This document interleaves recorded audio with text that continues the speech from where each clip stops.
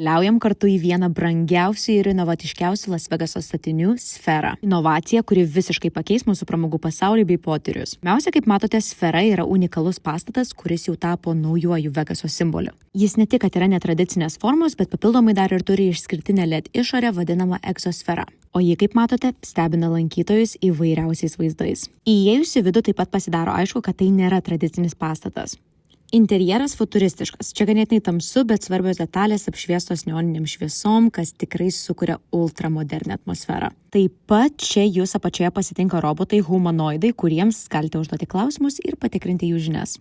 Priedo, kaip ir bet kurioje arenoje, čia prieš pasirodymą galima nusipirkti užkandžių, gėrimų, popkornų ir kitų skanumynų. Vienas dalykas, kuris mane nustebino, tai kad kainos čia buvo ganėtinai mažos. Čipsai ir saldainiai po $7, o štai tokia Sferos suvenyro taurė su Spraitu – 14. Šiuo metu Sferoje vyksta 2 renginiai, tai yra Eagles koncertas ir Sferos šou pavadinimu Žemė. Mes pasirinkome būtent jį, nes kaip supratome, tai yra geriausia galimybė pamatyti viską, ką gali Sfera. Ir štai kaip atrodo salė, kurioje vyksta pasirodymas. 17 000 kėdžių ir visos jos yra labai stačiai sudėliotos, net ir man nebijančiai aukščio buvo šioks toks jauduliukas. Na ir tada prasidėjo šou ir pristatymas buvo toks gražus, kad su mama išspaudėm ne vieną ašarą. Tema – Žemė, tad buvo parodyta visa žmonijos istorija nuo Medūzos iki Murzinų, Niujorko ir Indijos gatvių. Tikriausiai mano mėgstamiausia dalis buvo vandenynas, nes vaizdai buvo tiesiog atimantis žadą, bet iš tikro sunku būtų įvardinti tik vieną. Viskas ir idėja, ir pristatymas buvo